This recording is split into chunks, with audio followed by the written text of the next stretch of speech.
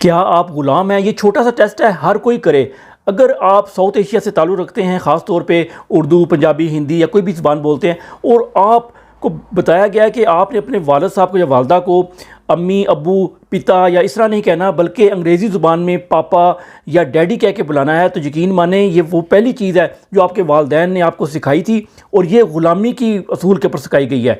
तो या फिर आप अगर वालिद हैं और अपने बच्चों को सिखाते हैं कि मुझे पापा कहो या मामा कहो, तो इसका मतलब है आप एक ग़ुलाम नस्ल को परवान चढ़ा रहे हैं।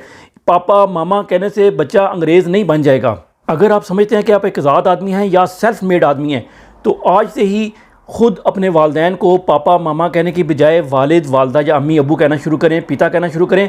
या अगर आपके बच्चे हैं तो उनको कहें कि आपको अम्मी अब्बू कह के पुकारें, क्योंकि साइकोलॉजी बताती है कि आप अपने बच्चों को पहली पहली चीज़ वही बताते हैं जिससे आप मरगूब होते हैं और जिससे आप नीचे लगे होते हैं। तो अगर आप अंग्रेज़ी से मरगूब हैं तो आप कोशिश करेंगे कि आपका बच्चा जो पहला लफ्ज़ सीखे वो अंग्रेज़ी का सीखे, ना कि जो आपकी अपनी ज़ुबान है उसका।